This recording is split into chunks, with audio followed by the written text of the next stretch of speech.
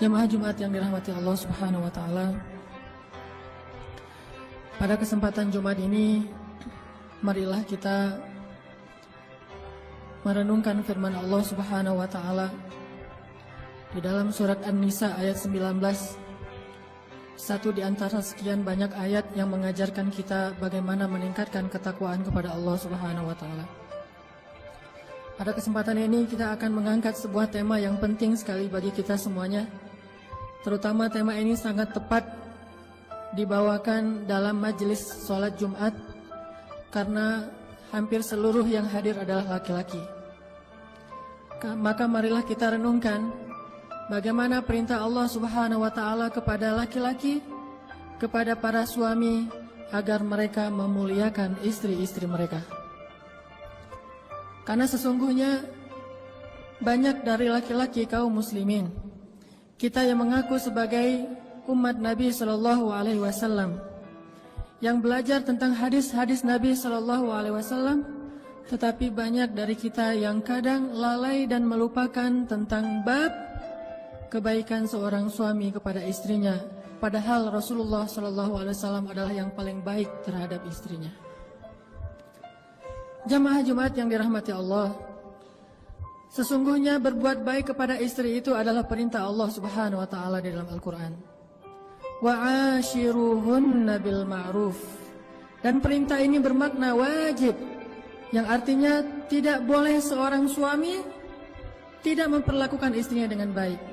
Wajib fardu ain bagi setiap suami itu untuk memperlakukan istrinya dengan baik dan memuliakannya. Wa ashiruhunna bil ma'ruf. Perlakukanlah, bergaullah dengan istri kalian dengan cara yang baik. Ditambah lagi bahwa berbuat baik kepada istri itu juga termasuk di antara perintah dan anjuran dari Rasulullah SAW. Khairukum khairukum li ahlikum wa ana khairukum li ahli. Dalam riwayat yang lain, khiyarukum khiyarukum li ahlikum wa ana khiyarukum li ahli. Sebaik-baik kalian wahai laki-laki adalah yang paling baik terhadap istrinya, dan saya adalah yang paling baik terhadap istri saya di antara kalian. Artinya, kebaikan seorang laki-laki itu tidak dilihat hanya di luar rumah. Bahkan kadang kebaikannya di luar rumah kepada tetangganya, kepada temannya, kepada sahabatnya, kepada partner bisnisnya, itu hanyalah kebaikan yang sifatnya basa-basi dan ria'an nas. Sedangkan kebaikan sejati itu terlihat di dalam rumahnya. Bagaimana dia memperlakukan orang yang berada di dalam atap rumahnya, istrinya, anaknya, pembantunya, dan orang-orang yang menjadi tanggung jawabnya. Khairukum khairukum li ahlikum. Maka jangan dulu kita mentazkiyah diri kita, menyimpulkan bahwa diri kita sudah baik karena banyak membantu orang lain. Bagaimana pendapat istri kita tentang kita?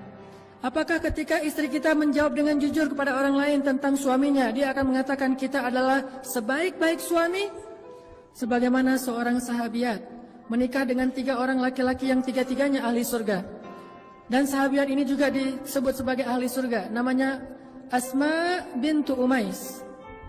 Asma bintu Umais pernah menikah dengan Ja'far bin Abi Thalib. Dan dia mengatakan Ja'far itu sebaik-baik suami. Setelah Ja'far syahid, dia menikah dengan Abu Bakar As-Siddiq. Dan dia mengatakan Abu Bakar itu sebaik-baik suami. Setelah Abu Bakar wafat, dia menikah dengan Ali bin Abi Thalib. Dan dia mengatakan Ali adalah sebaik-baik suami. Apa pendapat istri kita tentang kita? Itulah penilaian yang paling jujur dan paling objektif yang dikatakan oleh Nabi. Sebaik-baik kalian adalah yang paling baik terhadap istrinya, bukan yang paling baik terhadap orang lain. Lihat di dalam rumah tangganya terlebih dahulu. Dan Nabi SAW kemudian juga mengajarkan, aku adalah yang paling baik di antara kalian kepada istriku. Artinya, kalau kalian ingin menjadi orang yang baik kepada istri kalian, belajarlah dari Rasulullah SAW. Karena sesungguhnya Rasulullah la'ala khuluqin azim, berada dalam akhlak yang paling istimewa dan paling agung. Sehingga ketika Allah berfirman, wa'ashiruhunna bil ma'ruf, wahai para laki-laki, pergaulilah istri kalian dengan cara yang ma'ruf, dengan cara yang baik. Lalu kita bertanya, ya Rabb, bagaimana cara kami mempergauli istri kami dengan cara yang baik? Maka Nabi menjawab, contohlah kepadaku Contohilah Rasulullah dalam memperlakukan istri beliau. Sesungguhnya beliau sebaik-baik teladan dan contoh bagi orang yang beriman. Ada beberapa kisah tentang bagaimana sabarnya Rasulullah terhadap istrinya. Karena dari semua kebaikan suami kepada istri, ada satu kata kunci yang mencakup semua kebaikan suami kepada istri adalah sabar. Menjadi suami yang dermawan butuh kesabaran. Menjadi suami yang penyayang butuh kesabaran. Menjadi suami yang mampu bersabar dalam mendidik atau baik dalam mendidik juga butuh kesabaran. Mungkin salah satu kata kunci untuk menjadi baik kepada istri itu adalah memiliki sifat sabar di atas rata-rata. Ada seorang sahabat bertanya kepada Rasulullah SAW, "Ya Rasulullah, berapa kali harusnya seorang suami bersabar terhadap gangguan istrinya dalam satu hari?" Berapa kali idealnya seorang suami bersabar terhadap istrinya dalam satu hari? Mungkin kata-kata istrinya, mungkin sikap istrinya, mungkin raut wajah istrinya, mungkin ketidaktaatan istrinya, mungkin bantahan istrinya, mungkin. Berapa kali idealnya seorang suami yang soleh, suami yang beriman, bersabar terhadap kekurangan istrinya dalam satu hari? Maka Rasulullah SAW menjawab 70 kali. Pertanyaannya, sudah berapa kali dalam sehari kita mendapatkan rasa tidak nyaman dari istri kita? Apakah kita menghitung sampai 70 kali? Seandainya belum 70 kali, maka Nabi seolah-olah mengatakan harus sabar. Ya Rasul, sudah 30 kali, sabar. Ya Rasul, sudah 40 kali, sabar. Sampai 71, maka baru kita boleh mengambil tindakan-tindakan yang diajarkan di dalam surat An-Nisa. Maka kesabaran yang baik, sabran jamila, sabar yang indah yang diajarkan di dalam Al-Quran, kalau dalam bab suami istri adalah bersabar sebanyak 70 kali dalam sehari terhadap kekurangan dan gangguan istri kepada suami. Banyak suami yang ketika istrinya sekali membuat dia tidak nyaman, dia langsung menjudge bahwa istrinya ini istri durhaka, bahwa istrinya ini tidak taat kepada suami, bahwa istrinya begini dan begitu. Dan yang lebih parah lagi, terlalu mudah mengeluarkan kalimat "saya talak kamu" atau "kamu pulang kepada orang tuamu" dan seterusnya. Padahal dia belum merasakan kesabaran sampai 70 kali dalam sehari. Dan tidak usah 70 kali, bahkan mungkin 10 kali pun tidak dalam sehari. Lihat bagaimana kesabaran Rasulullah SAW terhadap istrinya. Ada banyak kisah.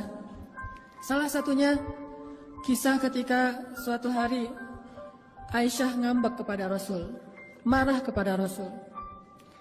Karena marah kepada Rasul dan tidak disebutkan dalam cerita itu kenapa marah, tapi kita husnuzon, Rasulullah SAW orang yang mulia, Aisyah juga orang yang baik, mungkin ada kesalahpahaman atau cemburu.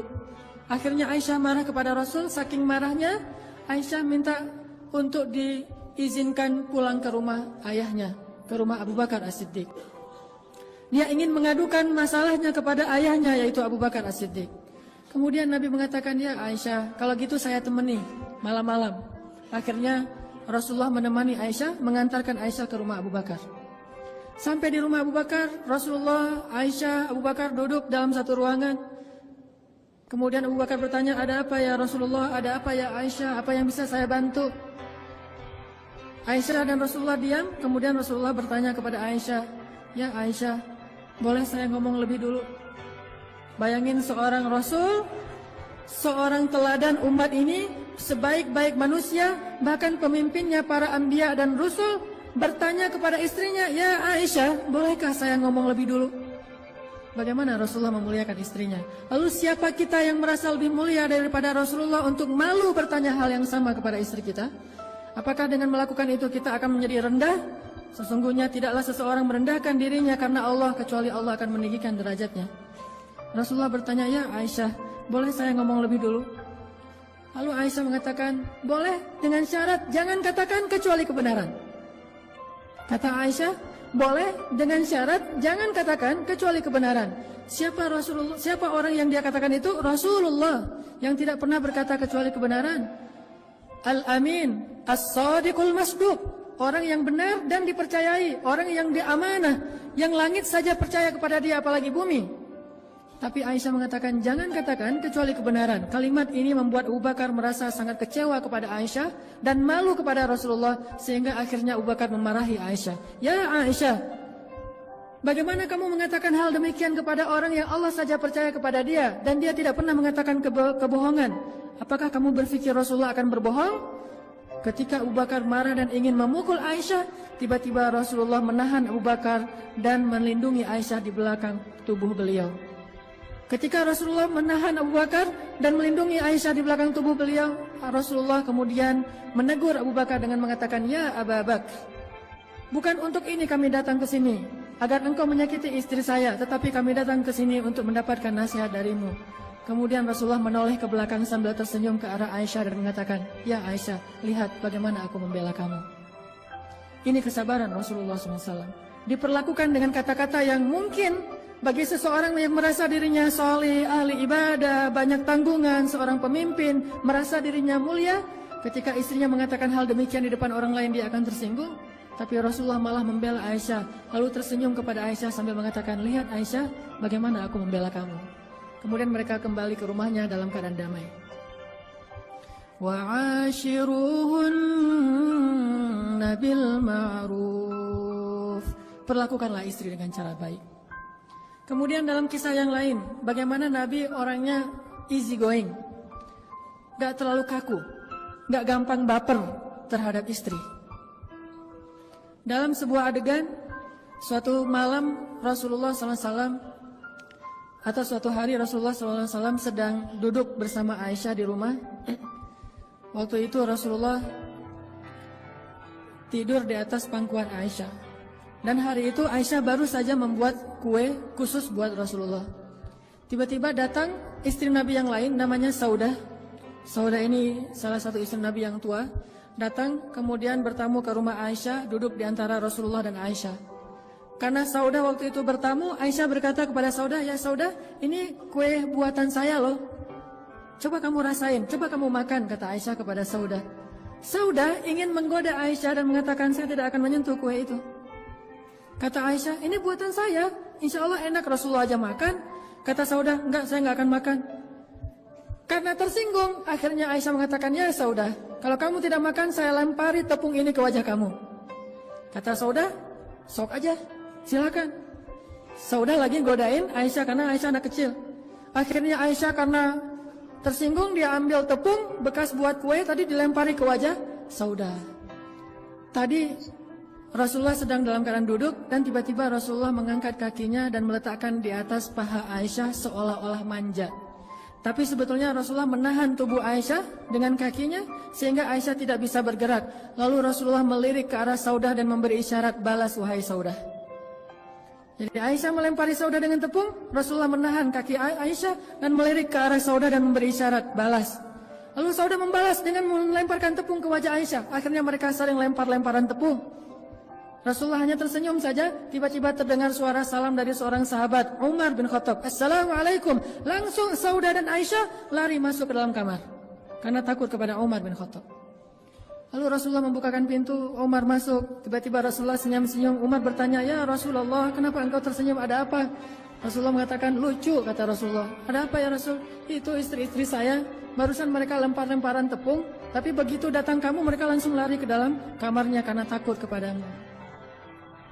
Mendengar kata-kata ini, Umar tersinggung kepada istri Nabi dan kemudian berteriak, wahai istri-istri Nabi, kalian takut kepada saya tetapi tidak takut kepada Rasulullah?